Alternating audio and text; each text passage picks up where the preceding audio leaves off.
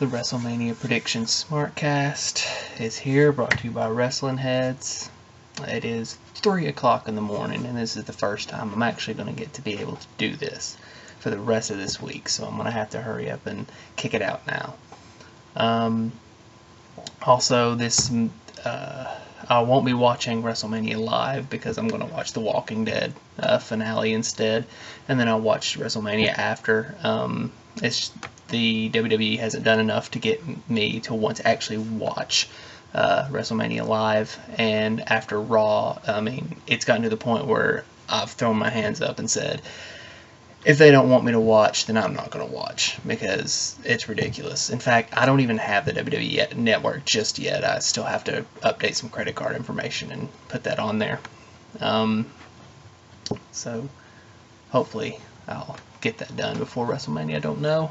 I'll go ahead and give my predictions. I'm still somewhat excited for some of the matches, but not enough to really skip Walking Dead to do it. So I will still give my predictions. I still think there's going to be another match added to the pre-show. I don't know what they're going to do there, but some match has got to be added. They can't have a 2-hour pre-show and only have one match. That would be ridiculous.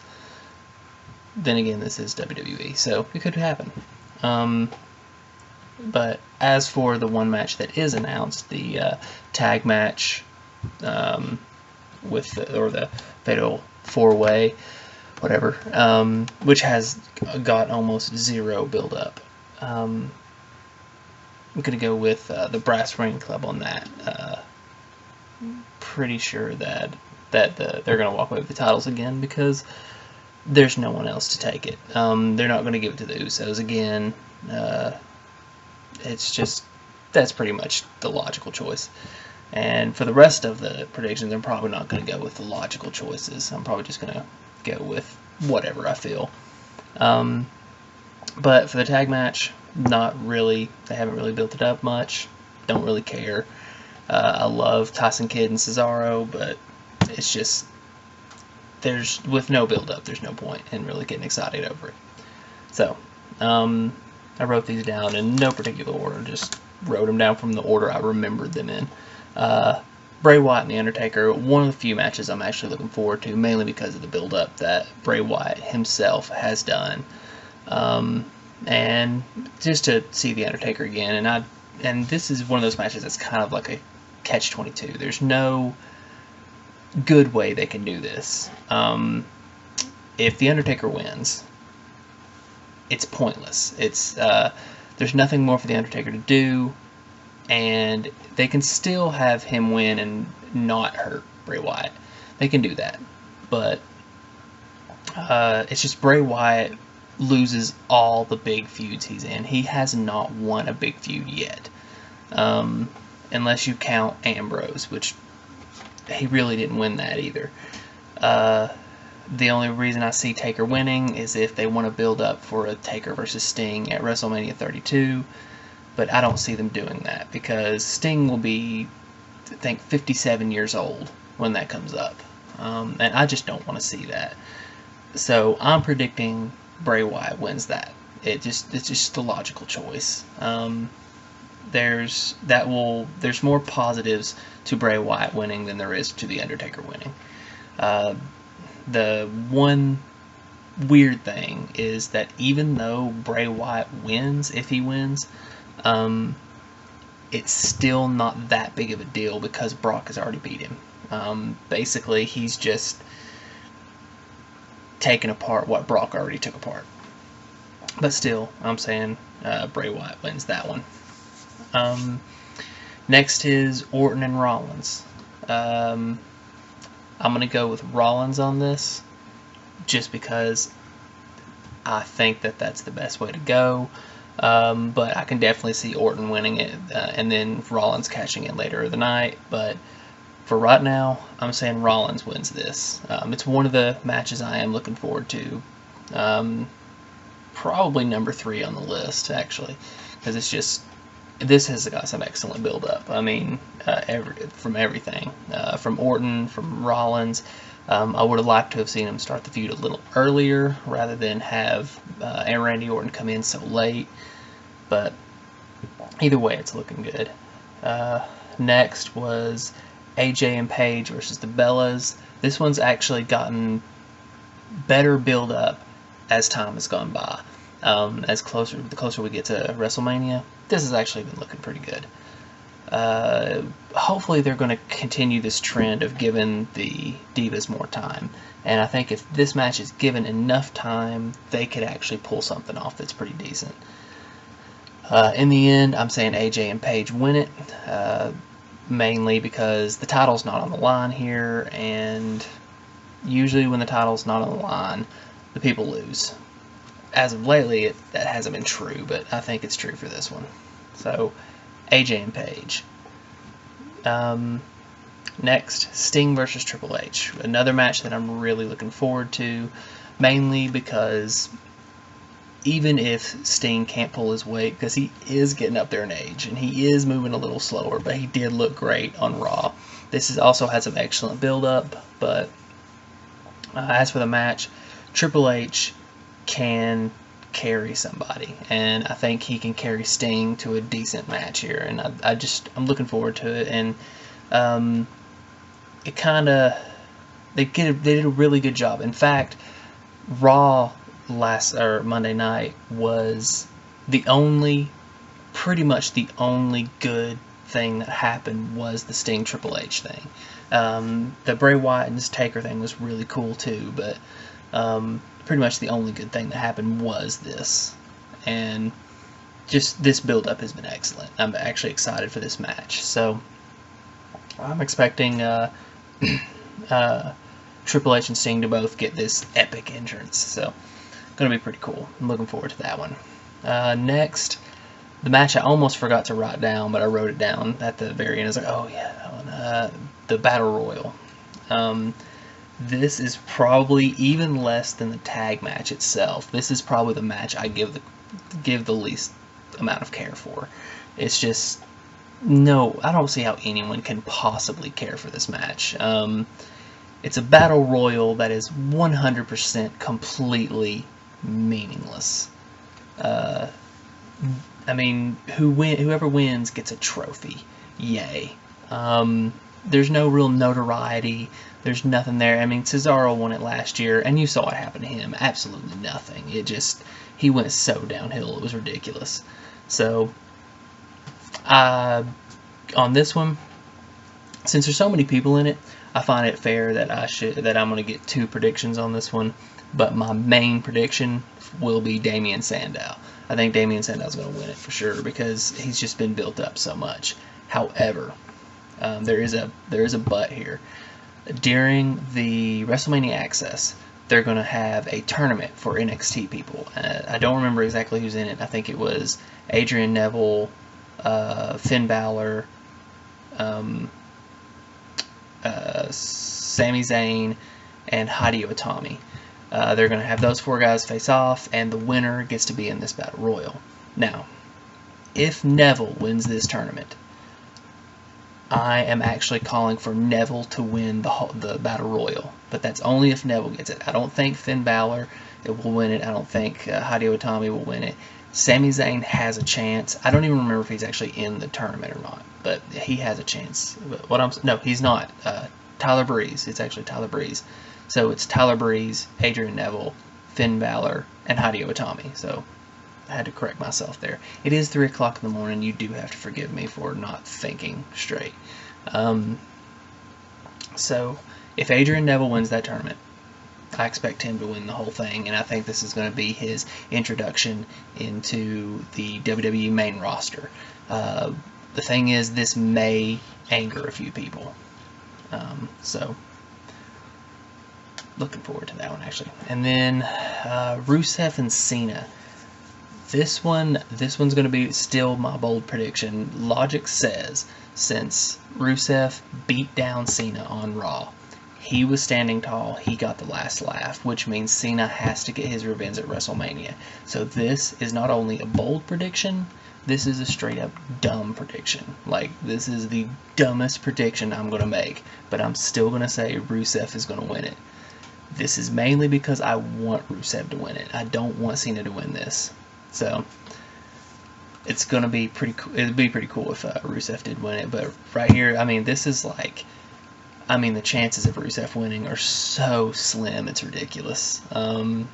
I mean, it's like 100 to 1. Even on the betting lines, yes, you can bet on a predetermined thing.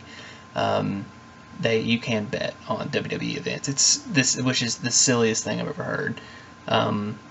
So I think his chances of winning, I think he's like almost an 8 to 1 underdog, which means that if you bet on Rusev and he actually wins, you win a lot of money. So I say Rusev will win it. That's my bold prediction. I'm allowed one bold prediction. Next up will be the IC title ladder match, which is definitely the thing I'm looking forward to the most. I'm kind of hoping they show it before I start watching Walking Dead, because the way I'm going to do it, I will watch the pre-show and I will watch the first 2 hours of WrestleMania. Then I'm going to switch it to Walking Dead and watch the final 2 hours after Walking Dead. So, yeah, I have a plan. I'm not going to completely ignore WrestleMania. But the IC title, this one's kind of crazy. There a lot of different people could be winning this. I have been saying that Ambrose is going to win it for a really, really long time, but I just have a feeling like the way Daniel Bryan has been losing so much and not getting a whole lot of attention has changed my mind, and I'm predicting that Daniel Bryan will win it. Will Sheamus come in and beat him down afterwards or something like that? I don't know what he's going to do afterwards. Personally, I would love to see him win the title or Ziggler win the title, and then Daniel Bryan chase Ziggler or Ziggler chase Daniel Bryan. I would love to see a small feud between Daniel Bryan and Dolph Ziggler, and they don't even have to turn one of these two heel. They can just do it as a respect thing. So my prediction, though, is Daniel Bryan will win the title. And a lot of people are online talking about that they don't want to see that. They don't want to see him win the IC title, because I agree with them that he is far and away above that title. He is so above that title that it's not even funny anymore. The fact that he's even in the title hunt for the IC title and not the world title is kind of a joke. However, an argument for him winning that, if he wins that belt, that brings so much prestige to that belt. I mean, it brings a lot, and it makes the IC title mean something again. To have a high card person hold a mid card title is big. There's a lot of pros and cons to that, but still, I'm going with Daniel Bryan.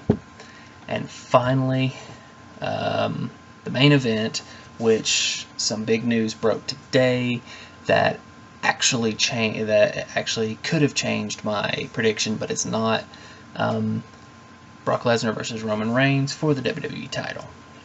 I've been saying that Reigns is going to win it for a very long time, since before the Royal Rumble. However, since Brock Lesnar did sign a contract, that was the big news that broke today. He is signed back with WWE. Personally, I think that's the best option he could have made, especially considering if he would have went to UFC, he would have been pummeled by anyone in the top 10. That's UFC. This is WWE. He could win it. He could definitely win it. Or they could turn him face. This is a good chance to do something big at WrestleMania. And if I was booking it personally, if this was me, I would have Paul Heyman turn on Brock Lesnar and join Roman Reigns, and have Roman turn heel, Lesnar turn face, double turn at WrestleMania with Roman Reigns walking out the champ. Is that going to happen? I don't know, but I'm still saying Roman Reigns is going to win this. Roman Reigns turning heel would be a big deal, and then they don't. The only reason why Lesnar would win is if they don't want Roman Reigns to be the champion. So the way to fix that, you have Roman Reigns win it, and you have Seth Rollins cash in directly after or on Raw. And that's actually how I would book it. I would not let Roman Reigns be champion for more than 24 hours because the crowd's not going to like that. And we need Rollins to step it up and finally cash in. So we can have Reigns beat Lesnar. Lesnar goes away for a little bit, takes a little break, and Rollins cashes in, and then we can have a Rollins-Reigns feud.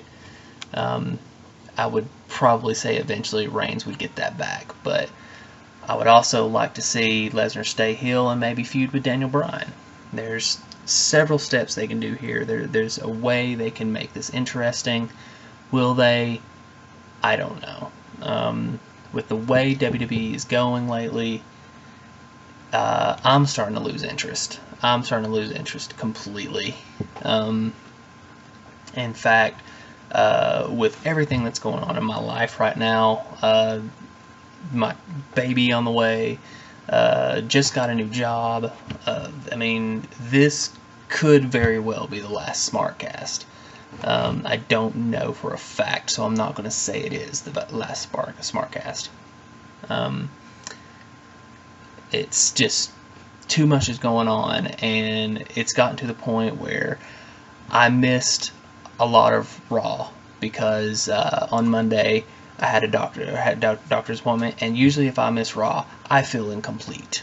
I missed a little bit of Raw on Monday, and I didn't care.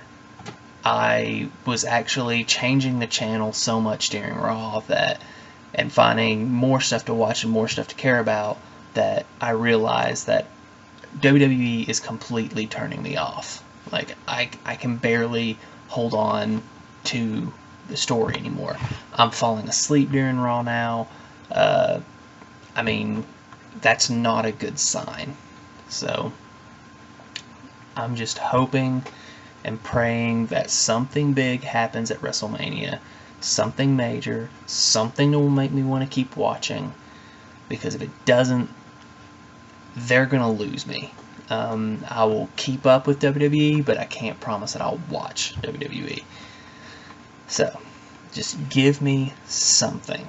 I mean, I will admit that it has been getting better, but there has been nothing major happen in a really, really long time. Some people would argue with me on that, saying Sting coming in is a major deal. That's not a major deal to me. I've never been a Sting fan, except for when he was Stinger and he had the normal face paint instead of the Crow face paint. When he became the Crow, I stopped being a fan. So hopefully something will happen. Just I want something to happen so bad, and a Lesnar Reigns double turn might do it. I mean, if they give me something where I say, wow, I have to watch Raw tomorrow to see what happens, that's what I want. Because whenever I used to watch back in the day, even in the Ruthless Aggression era, which people crap on all the time, but in the Ruthless Aggression era, after every pay-per-view, I would say, man, I have to watch Raw. I have to know what happens next.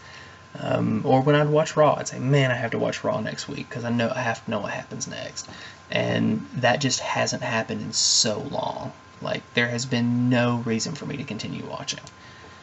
And I know this is just me, probably me being a bad fan, but I'll accept that. Just the way it is right now. But this could all turn around, something could happen, and then I'll just have to do more SmarkCasts. But as for right now, this could be it. This could be the end of the SmarkCast, just because I don't care anymore. So let's give this. Please give me something, WWE, please. All right, and yeah, but hopefully this won't be the last SmarkCast. But you never know. Especially because I've been talking so quiet, I haven't had a lot of energy during this one. I'm sorry about that. I'm genuinely sorry that this may very well be the worst SmarkCast ever, because it is 3 o'clock in the morning and I am just dog tired. So you can probably tell in my eyes, I'm falling asleep just sitting here. I've been doing homework all night, so I'll figure it out. But anyway, if this is the last SmarkCast, thank you all for watching, all 10 of you. And just, there's lots of good there's lots of good wrestling podcasts out there, man. I mean, I highly recommend listening to the Wrestling Heads Radio. It's fantastic. And Ring Geeks, I mean, they're all awesome down there. So there are plenty of wrestling podcasts besides this one. Ones that get a lot more views and people care a lot more about. So, but either way, as for this episode, thanks for watching this one. I may see you next week. I may not. We'll see. Thank you anyway.